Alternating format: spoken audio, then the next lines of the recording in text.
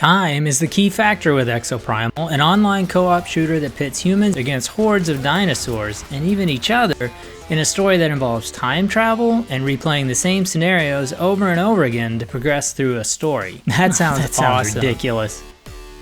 If any part of that sounds confusing, well, that's probably because it is. There's a lot to unpack here, and dinosaurs falling out of the sky is only the beginning of what makes this game unique. So is it worth your time? One thing that Exoprimal has going for it right out of the gate is that it's an online game that just works. 2023 has seen its fair share of rocky launches, but I played this on an Xbox Series S and had no issues whatsoever. I think the audio got desynced in a cutscene one time, but compared to some of the other notable launches this year, it's a breath of fresh air.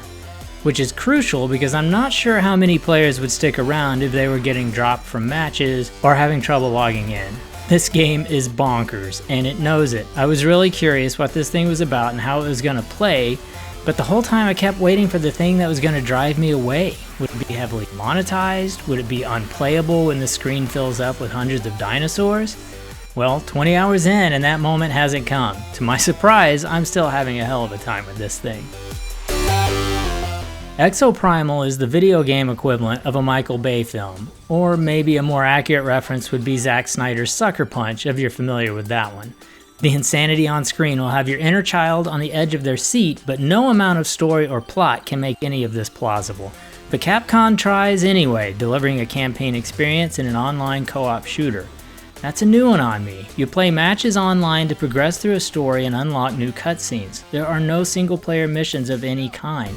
No spoilers here, but the story does come to a conclusion after around 50 matches or so. It's a hero shooter very similar to Overwatch, with tanks and support classes in addition to the standard assault class. Each match features 2 teams of 5 players using these exosuits to battle dinosaurs, but at the end of each match, only one team can get out alive, so the dinosaurs disappear and you're left fighting the other team. For the most part, you do the standard Overwatch style objectives like pushing the payload or defending an area. Some of the exosuits almost seem like a direct copy and paste from Overwatch, but it didn't really bother me because I think it shortened the learning curve for a lot of people. Plus, all of this happens with hordes of dinosaurs falling out of the sky at all times, so don't get me wrong, it really doesn't play like Overwatch at all. I'd also like to point out that these matches were easy to drop into and start figuring things out. Everyone seems to be here to have a good time. I didn't get that toxic or over-competitive vibe I used to get from Overwatch, but that was just my experience.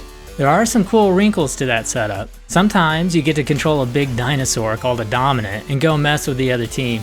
It's every bit as much fun as you think, but when it's really cool is when you save it and break out the dominant at the perfect time when the other team is at a choke point or nearing their goal at the end of the match. It can be a total game changer when used properly. Another wrinkle is that every once in a while the 2 teams will team up at the end and battle it out against a giant dinosaur in a proper boss fight. These were some of my favorite moments in the game, and I'd be happy if they sprinkled in more of these with future content. The dinosaurs steal the show so much it's easy to miss what's actually happening here. A single player story is being told through playing online matches with other people. I'm not sure I've ever seen that before. Regardless of the story and gameplay, the idea here is really cool and innovative. I'm just not sure how they're going to handle the seasonal content and stuff and how that works after you've completed the story. There's a content roadmap on their official website, which is actually a pretty great website by the way, but it just seems to be adding a new game mode, some heroes, a new map over the next 6 months. And since time is the theme of this review, that leads right into my biggest concern with the game. Live service games like this live and die on their replayability. Step 1 is to create a fun and compelling game, and I truly believe Capcom has done that. I've actually had a blast with it and building up each class. Step 2 is building an experience people want to come back to over and over again, and that's where I think Exoprimal stumbles a bit. There are only a few maps in the entire game at this point. There are variations on starting points and maybe even time of day. It's hard to tell if it's changing map or not, but I felt like it was barely enough content to keep things interesting for a 20-hour campaign, so how in the world are they going to keep players interested long enough for the content roadmap that stretches out over the next 6 months? There are new heroes or exosuits, and a new game mode dropping shortly called Savage Gauntlet, so maybe that will answer some of those concerns. but I really just don't see this being a long-term thing. I think it'll be more like chewing gum that loses its flavor quickly. Maybe I'm wrong. Maybe this will be that old standby I fire up when I only have a few minutes to play, or come back to from time to time between other games. I certainly don't think I'll be coming back to see what's new in the shop. Ah yes, the bane of gaming in 2023 as far as I'm concerned. It has the requisite seasonal pass and premium tier, but for the most part everything you can buy is harmless, and I definitely wouldn't consider this game pay to win.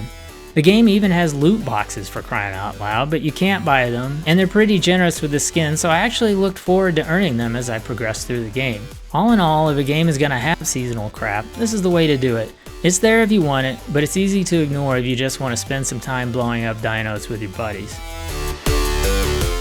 The game is out on PlayStation, Xbox, and PC and features crossplay in that you can be matched up with players across all platforms, but if you want to group up with someone specific, you can only do that if they're a friend on the same network. I only mention this because it's kind of weird, and you have to have a Capcom account to play anyway, so I'm not sure why it has to be this way.